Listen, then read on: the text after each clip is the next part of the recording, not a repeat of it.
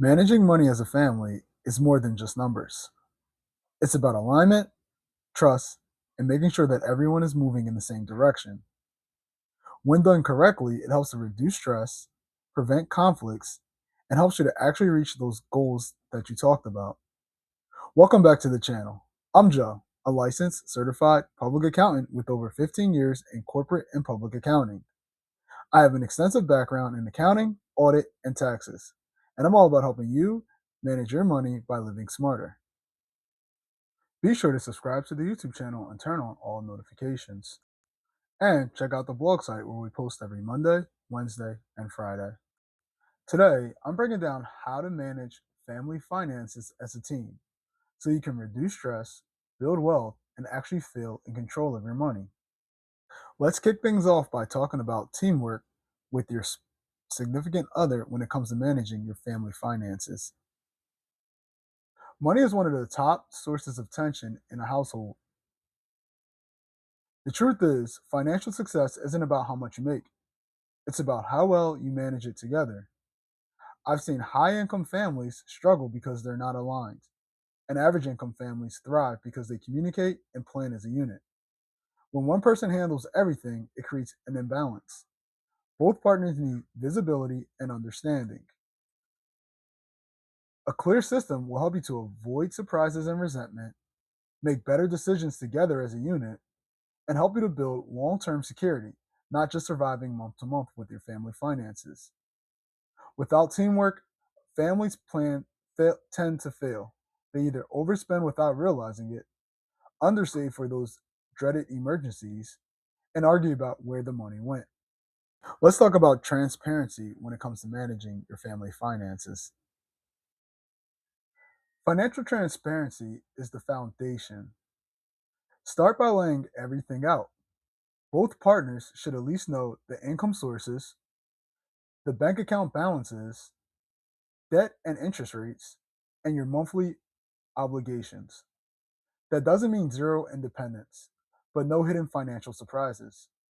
Common mistakes I often see is one person handles everything and the other is in the dark. That works until it doesn't. Next, we're going to talk about goal management within your finances. If you and your partner don't define your goals, then your money is going to be spent by default.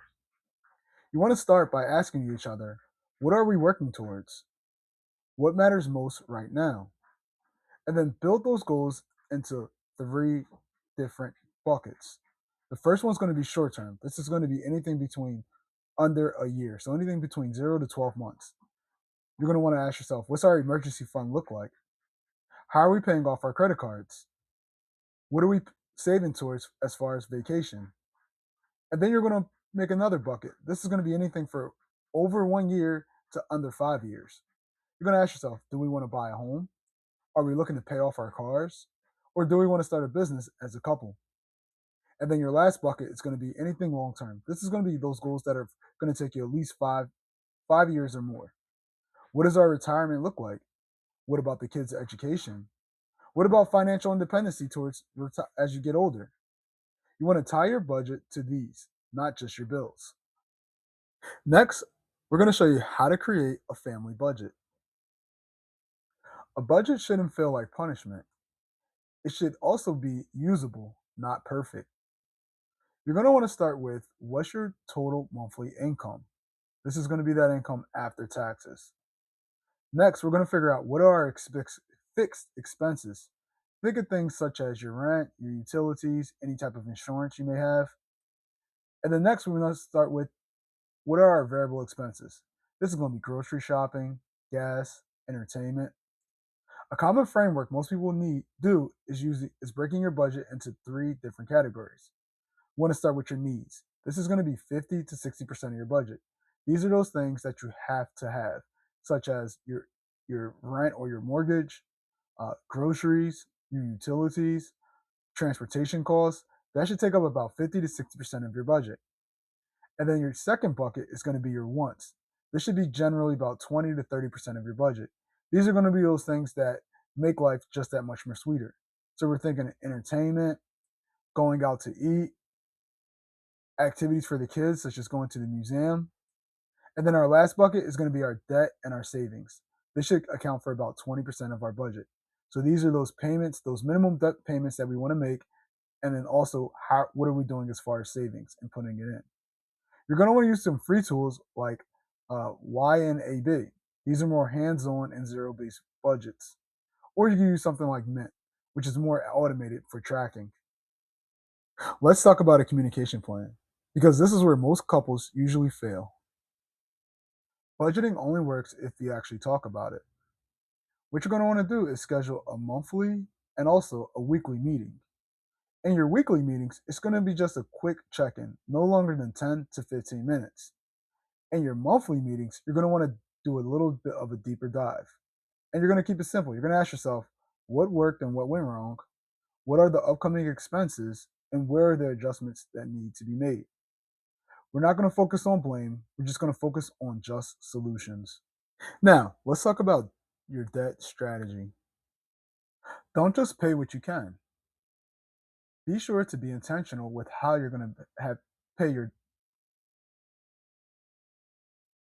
don't just pay what you can. Be intentional with how you're going to have your debt strategy and pay it off. Figure out how you're going to tackle the debt together. There's two common approaches usually: the snowball method and the avalanche method. The snowball method talks about paying off the smallest balance first and building up that momentum, sort of like a snowball. And the avalanche method is more geared towards paying off the highest interest rate first. It helps you to save more money in the long term. If you're dealing with high interest debt like credit cards, prioritize that before having heavy investing. But be sure to have a plan and talk about it. When it comes to family finances, your savings plan should be non negotiable. Savings shouldn't be whatever's left over, it should be planned and thought about strategically. Break it into three different buckets, similar to our goals. First is going to be our emergency fund. Our goal should be to aim for 3 to 6 months of expenses. That should be our first priority. Next is our short term savings. These should be for things such as vacation, home repairs, and so on. And then third, our long term investing. What are our retirement accounts look like, such as our 401ks? What are our individual options, such as our Roth IRAs? Automate these so when they happen without you even thinking or knowing about it. Now, let's talk about flexibility within your finances. No budget survives real life perfectly. So expect the unexpected expenses, expect the income changes, and expect the shifting priority. The key is adjusting without abandoning your system, because the system will always pull you right back on track. But without a system, you'll always be wondering what is going on. So, what does this look like in practice when it comes to managing your finances as a family? A strong family system usually looks like both partners understand the full financial picture. There's a clear monthly plan for the income.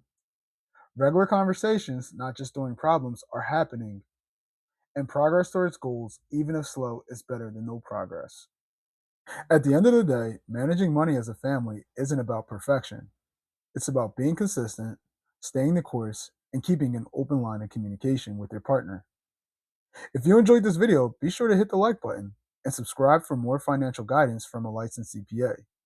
And share it with someone who needs help or could use the knowledge in how to manage their family finances. And I'll see you in the next one.